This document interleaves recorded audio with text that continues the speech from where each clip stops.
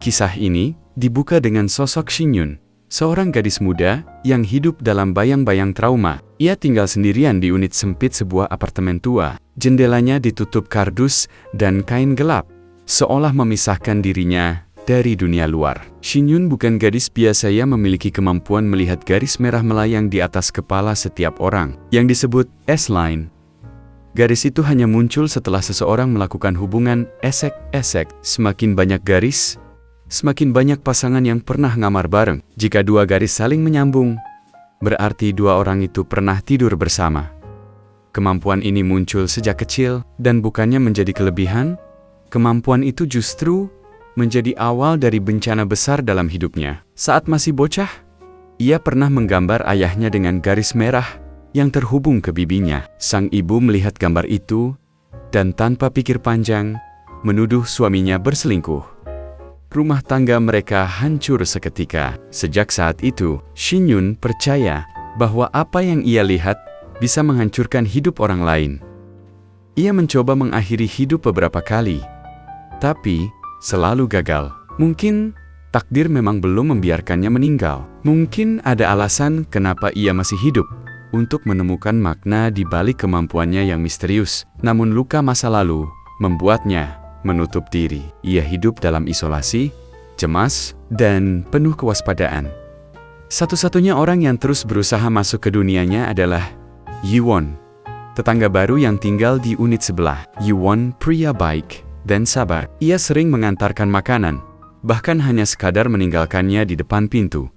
Tapi Shin-yun tetap enggan membuka diri. Ia tak percaya siapapun.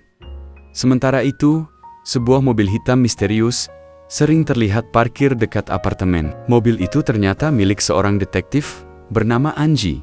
Anji sedang menyelidiki serangkaian pembunuhan terhadap wanita muda. Semua korban dicekik hingga tewas, tanpa luka lain. Tempat kejadian perkara bersih. Satu-satunya kesamaan adalah, sebelum tewas, korban kedatangan pria berhelm, seperti kurir, padahal tak pernah memesan apapun.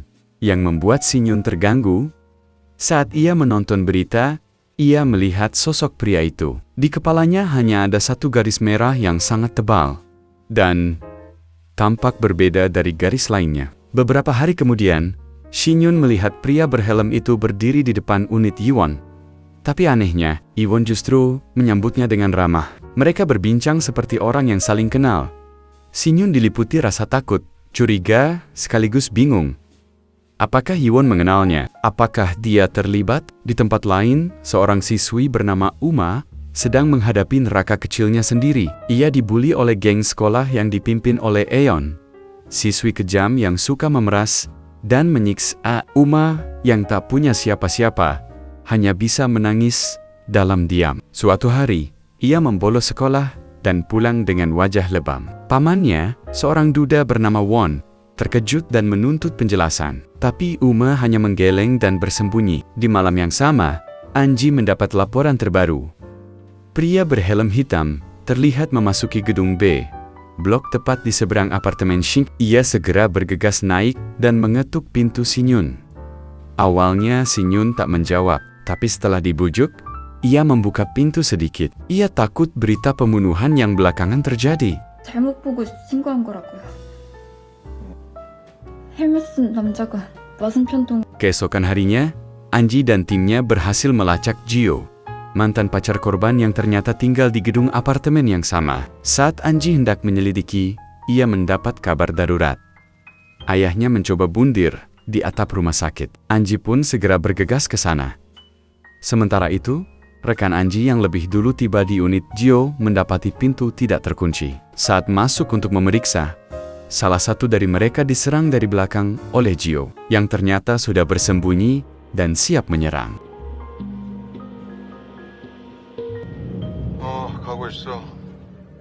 Mendengar suara gaduh lewat telepon, Anji segera melaju. Namun terlambat, rekannya telah dihajar oleh Gio. Gio lalu mengenakan helm dan kacamata khusus, lalu menuju apartemen Yi-won. Shin-yun sadar akan bahaya, nekat keluar membawa pisau, meski trauma menahannya. Ia jatuh lemas di luar gedung. Di dalam, Gio yang bisa melihat S-line berkat kacamata melihat garis merah di kepala Yiwon sangat banyak. Merasa dikhianati, ia mencekik Yiwon. Shin-yun datang dan menodongkan pisau, tapi Gyo berhasil membalikkan keadaan dan melukainya. Saat situasi kritis, Yiwon yang ternyata masih hidup menghantam Gyo hingga kacamatanya terlepas. Gyo mencoba menyerang lagi, tapi Anji muncul dan menembaknya dari apartemen seberang. Dalam kondisi sekarat, Gyo mengaku garis merahnya telah hilang, dan Shin-yun pun sadar. Gyo hanya bisa melihat S-line lewat alat, bukan kemampuan alami seperti dirinya. Tim medis, datang. Ajaibnya, Shin-yun selamat meski sempat ditusuk. Saat Anji memintanya memberi keterangan, Uma tiba-tiba muncul dan bertanya kenapa Shin-yun pakai kacamata hitam malam-malam. Setelahnya, Uma memberitahu Anji bahwa ia dan Shin-yun dulunya teman SMP dan menceritakan tragedi keluarga Shin-yun ibunya hilang setelah mendiskon ayahnya. Shin-yun kini termenung di atap, perlahan menerima kemampuannya sebagai anugerah. Ia melepas kacamata hitam dan membuka kardus di jendelanya, menandai dirinya siap melihat dunia lagi. Tiba-tiba, sebuah pesan misterius masuk, mengaku bisa melihat dunia seperti Shin-yun dan mengajaknya ke SMA IRC. Di tempat lain, Uma kembali ke sekolah dan dibully oleh Aeon setelah surat cintanya ditemukan. Saat dipukul, guru bernama Eugene datang dan menghentikan mereka, tapi memperingatkan Uma untuk tidak membalas kekerasan. Dalam amarahnya, Uma berkata ia ingin mendiskon Aeon. Di lokernya, ia menemukan kacamata misterius mirip milik Gyo. Saat mencobanya, ia terkejut melihat S-line di kepalanya sendiri, dan lebih syok lagi saat melihat benang merah yang sangat banyak di atas kepala pamannya. Sementara itu, Anji kembali ke apartemen Gyo dan menemukan seluruh dinding penuh coretan benang merah, menandakan obsesi yang jauh lebih dalam dari dugaan awal. Untuk memastikan kekuatan kacamatanya, Una pergi ke tempat ramai dan terkejut melihat benang merah saling terhubung antar orang, bahkan sesama jenis. Ia sadar bahwa S-line adalah tanda hubungan esek-esek. Menemukan kekuatan barunya, Una pergi ke sekolah dengan semangat. Ia mengamati benang semua orang, hingga melihat S-line milik Aeon terhubung dengan seorang guru tua yang sudah beristri. Hari itu juga kelas kedatangan murid baru, Shin-yun. Saat diminta memperkenalkan diri, ia hanya diam canggung, membuat semua siswa bingung. Sementara itu, Anji menyelidiki lebih lanjut kasus Gyo dan datang ke SMA IRC, tempat Una sekolah. Ia bertemu Eugene, guru yang mengenali Anji sebagai pamannya Una. Saat ditanya apakah pernah melihat Gyo memakai kacamata, Eugene menjawab, "Tidak pernah." Anji lalu melanjutkan penyelidikan ke bar langganan Gyo. Sang bartender mengaku Gyo sering datang sambil menghitung sesuatu, dan selalu memakai kacamata, sebuah petunjuk penting bagi Anji. Kembali ke sekolah, Una kembali dibully oleh Aeon di atap. Kali ini ia melawan, meski kalah dan ditendang. Saat Aeon makin brutal, Shin-yun muncul dan mengancam akan menjatuhkan mereka berdua jika Aeon tak berhenti. Ancaman itu membuat Aeon mundur. Malamnya, Una membuntuti Aeon dan memergokinya masuk motel bersama guru yang menjadi pasangannya. Ia memotret mereka dan mengirimkan fotonya ke Aeon. Tapi Aeon santai karena sebagai anak di bawah umur, ia tak bisa disalahkan. Sementara gurunya yang akan celaka, Una pun mengubah strategi. Ia mengirimkan foto itu langsung ke sang guru dan memerasnya sebesar 20 juta won, mengancam akan menyebarkannya jika tak dibayar. Uang itu akan digunakan Una untuk kabur dari rumah pamannya, yang selama ini tak pernah peduli padanya. Keesokan harinya, Aeon melaporkan Una ke guru, menuduhnya sebagai pelaku pemerasan. Ia mulai curiga bagaimana Una bisa tahu hubungan gelapnya. Kecurigaan itu berubah jadi amarah saat Aeon melihat Una kini semakin populer. Bahkan gengnya mulai berpihak pada Una, dan Won pun menerima cinta Una. Posisi Aeon tergeser. Di sisi lain, seorang guru pria menerima foto perselingkuhannya dengan guru wanita. Keduanya bertengkar hebat, saling menyalahkan. Shin-yun yang melihat peristiwa itu merasa dejavu, seperti masa lalunya terulang kembali.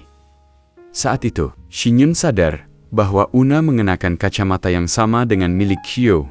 Setelah didesak, Una mengaku bahwa ia bisa melihat S-Line dengan kacamata itu. Shin Yun pun mengungkap bahwa kemampuannya alami dan memperingatkan bahwa S-Line bisa membawa bencana, bahkan kematian. Tapi Una menolak peringatan itu. Hidupnya justru membaik sejak mengenakan kacamata.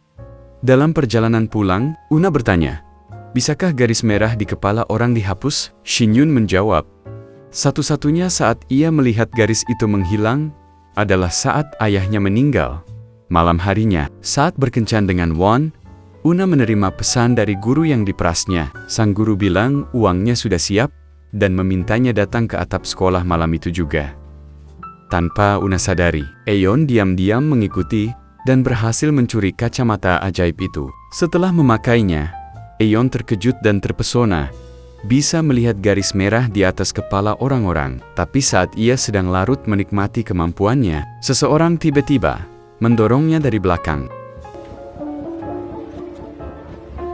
Una panik saat menyadari kacamatanya hilang, dan langsung menuduh Shin Yun sebagai pencuri. Namun karena waktu mendesak, ia hanya berkata, "Nanti kita bicara," lalu bergegas ke sekolah tengah malam. Shin Yun bingung dan khawatir. Apa yang membuat Una pergi ke sekolah malam-malam? Ia pun memutuskan menyusulnya. Di rooftop sekolah, guru yang sebelumnya diperas sudah menunggu. Tapi, ia justru berkata tidak membawa uang. Dengan alasan gaji kecil, istri yang sedang hamil, dan anak yang akan lahir, ia memohon belas kasihan Una. Namun, Una meluapkan kekesalannya. Ia mengungkit bagaimana para guru hanya diam saat dirinya terus dibuli oleh Eon dan gengnya. Sang guru lalu menawarkan bantuan agar Una terbebas dari perundungan. Tiba-tiba, ponsel guru itu berbunyi pesan dari istrinya, yang ternyata sudah mengetahui perselingkuhan mereka lewat foto. Panik dan emosi, guru itu menuduh Una yang menyebarkannya. Una membantah keras, mengaku tak tahu menahu soal foto itu. Tapi sang guru semakin kalut dan marah. Saat itu juga, Shin Yun tiba di sekolah. Namun ia datang terlambat. Di hadapannya, Shin Yun hanya bisa menyaksikan Una terjun bebas dari atas. Setelah Una terjun di rooftop, garis merah di atas kepalanya yang sebelumnya sempat menghilang muncul kembali meski samar, pertanda bahwa masih ada harapan menyelamatkannya. Una segera dilarikan ke rumah sakit dan menjalani operasi darurat.